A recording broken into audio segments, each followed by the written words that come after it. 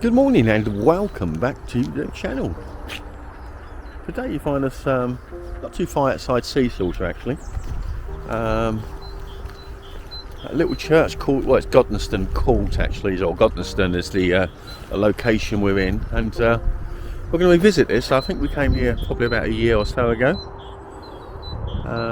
It's a historic church, it's open 24 hours a day. So it's been a while. It's set inside some beautiful Kent countryside, right next to a working farm. See to hear the birds sing. It's actually February and spring is approaching fast. So I thought we'd, as we were passing, we'll take a little look up this lovely little pathway here up to a well-kept graveyard. And it belongs to, I think it's the Churches Trust it's called, so that normally means they're open 24 hours and they take donations, etc. And they just keep these historic churches going and in a good state of repair. So it's just a treat to come along and have a look at them. You can see it's a working farm there. Lots of barns and farm machinery. It really is a lovely location.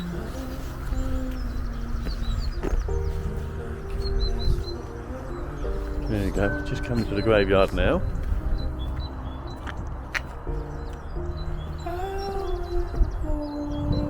Got some lovely old trees there for John. That's how you get a feel for the churchyard. It's not too many graves, they all seem to be up the top end there as you can see, but lovely old church, Saxon probably, flint construction, beautiful. Little spire on top there, wood shingle. Probably a bell up there in its time, probably not working anymore. But say, a delightful little church, and it's not too big, it's only a small parish. Probably wouldn't have been a handful of houses here many centuries ago. I would imagine at least 700 to 800 years old, I would say. So a little pan around here to look at the farm. Just as daffs here, look. Isn't that beautiful? Just to show that spring has finally sprung.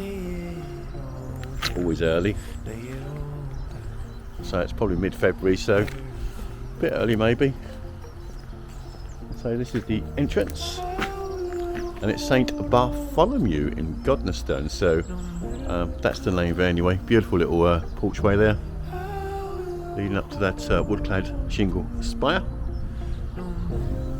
Let's take a look on the inside. Some gates here. Just for Nicola. Does like a gate. And an old door. There we go. Hopefully it's empty.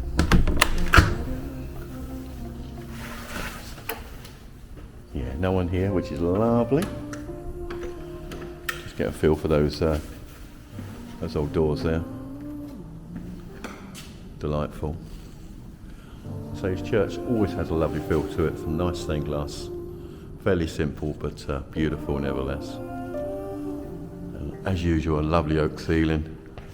Some candelabras there that are hanging. Looks like I got electric light there now, but you can see they would have been candle lit in their day.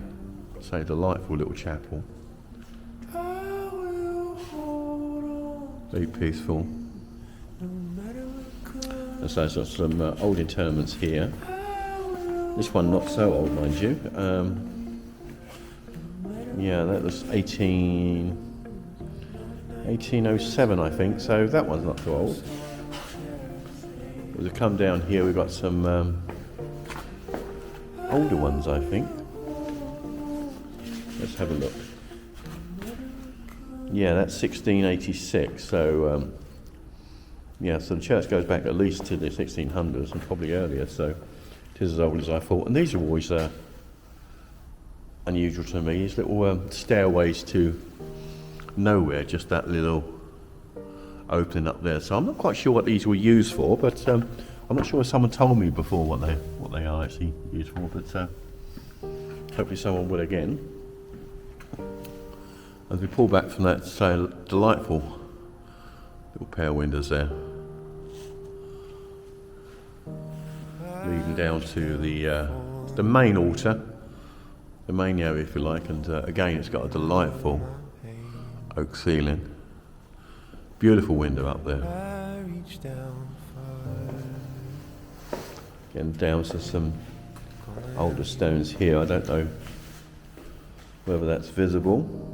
No, I can't really see a date. That's a little bit too Paris, but as I say, it's got to be at least 700-800 years old, this church, if not more so. So lovely little altar, a wound reed cross, which is pretty pretty.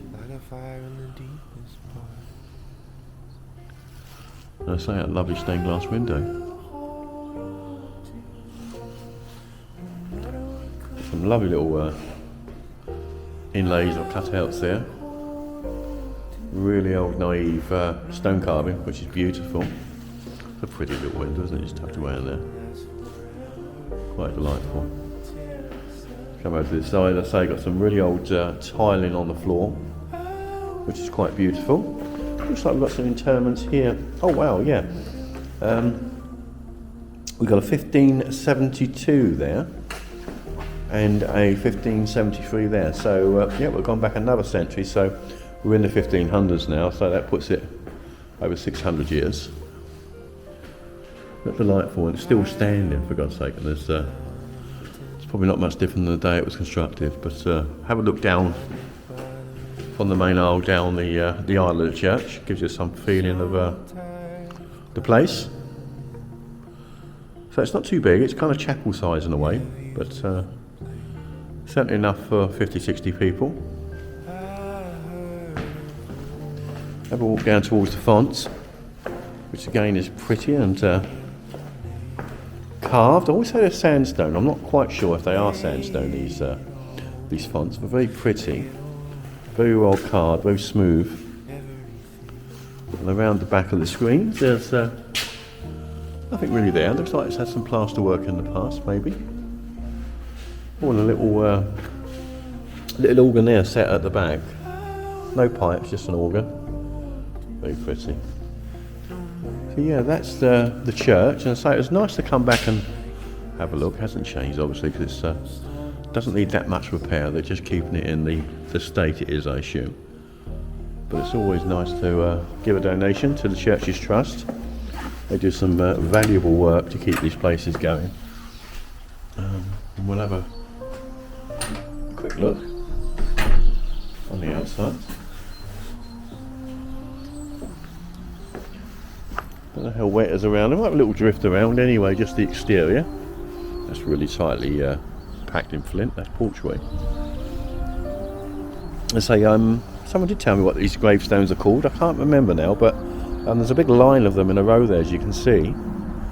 And here, have a little walk around the edge of the churchyard, just to get a feel for it. Not sure what these setups here. Maybe they're sheep dips or something. Not sure. But I say it's a working farm, as it is around Kent area. Lots of polytunnels over there, actually hundreds of them, ready for growing season. It's a little bit wet, but we'll take a little walk through the graveyard and look at some of these yew trees. Trying to avoid walking on the graves themselves.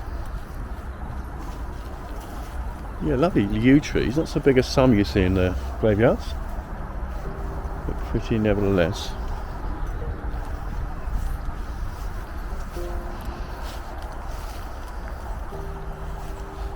Doesn't look like they've had two new into. Oh, there's a 2012 there grave. So yeah, had a couple by the looks of it.